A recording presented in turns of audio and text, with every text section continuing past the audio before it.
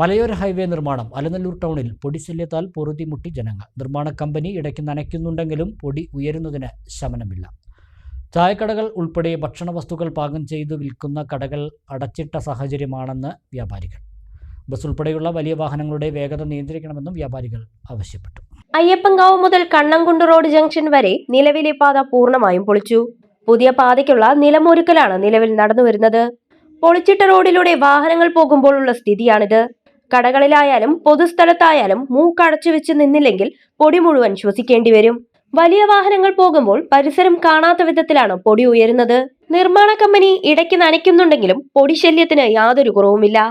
ചെറു ചായക്കടകൾ ഉൾപ്പെടെ ഭക്ഷണം പാകം ചെയ്തു വിൽക്കുന്ന കടകൾ അടച്ചിട്ട സാഹചര്യമാണെന്ന് വ്യാപാരി വ്യവസായി ഏകോപന സമിതി Alanallur unit president Babu MicroTech പറഞ്ഞു. ഇവിടുത്തെ പൊടിശല്യമാണ് എടുത്തു പറയാനുള്ളത്. പല വ്യാപാര സ്ഥാപനങ്ങളും നിർത്തിവെച്ചിട്ടുണ്ട്. ഉദാഹരണമായി ചായക്കടകൾ, ഹോട്ടലുകൾ, ബേക്കറികൾ തുടങ്ങിയവ ഇപ്പോൾ പ്രവർത്തനരഹിതമാണ്.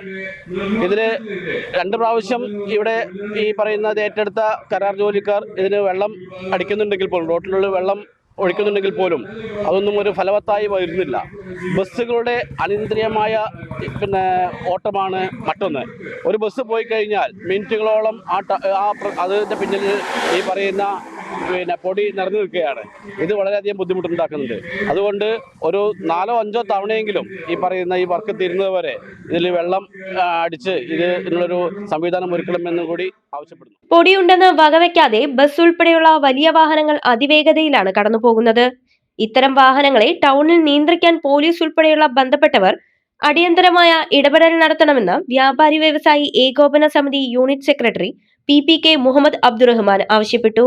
പക്ഷേ ആ റോഡ് നിർമ്മാണം കൂടി കഴിയുമ്പോഴേക്കും അലനല്ലൂർ ടൗൺ തന്നെ ഇല്ലാതാവുന്ന ഒരു അവസ്ഥാവിശേഷത്തിലേക്കാണ് ഇപ്പോൾ പോയിക്കൊണ്ടിരിക്കുന്നത്. വർക്ക് 2 മാസത്തോളമായി ആരംഭിച്ചിട്ടുണ്ടെങ്കിൽ കൂടിയിട്ടും അതിനനുസരിച്ചിട്ടുള്ള ഒരു സ്പീഡായിട്ടുള്ള ഒരു വർക്ക് ഇവിടെ ഇപ്പോഴും പൂർത്തീകരിച്ചു പോകുന്നില്ല. ഒന്ന്, ഇവിടെ ഈ മരങ്ങൾ മുറിച്ചിട്ടിട്ട് സൈഡിൽ ഇപ്പോഴും കിടക്കുകയാണ്. അത് എടുത്തു മാറ്റാനോ അതിനനുസരിച്ചിട്ടുള്ള ഒരു പ്രവർത്തനമോ നടന്നിട്ടില്ല. അതുപോലെ തന്നെ ഈ നനക്കൽ റോഡ് പൊടിശല്യത്തിനുള്ള നന ദിവസം നടക്കുന്നുണ്ടെങ്കിലും അതൊരു സ്ഥിരമായിട്ടൊരു വാഹനം ഇവിടെ ടൗണിൽ വെള്ളം അടിച്ചുകൊണ്ടിരുന്നെങ്കിലുള്ള ഇതിന് പരമാവധി പൊടിശല്യം ഇല്ലാതാക്കാൻ കഴിയുകയുള്ളൂ. അതുപോലെ തന്നെ വണ്ടിയുടെ വേഗതയുടെ കാര്യത്തിൽ പോലീസ് സ്റ്റേഷനിൽ ബന്ധപ്പെട്ടിട്ടുണ്ടായിരുന്നു.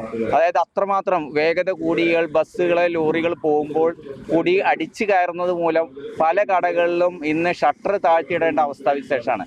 അതുകൊണ്ട് ടൗണിലുള്ള സ്പീഡ് ലിമിറ്റ് നിയന്ത്രിക്കണമെന്ന് ഇവരോട് അധികൃതരോടും പോലീസിനോടും അഭ്യർത്ഥിച്ചിട്ടും അതും വേണ്ടത്ര രീതിയിൽ നടന്നിട്ടില്ല എന്നുള്ളതാണ് യാഥാർത്ഥ്യം. ടൗണിലെ പ്രവൃത്തി മന്ദഗതിയിലാണ് നടക്കുന്നതെന്ന ആരോപണവുമുണ്ട്.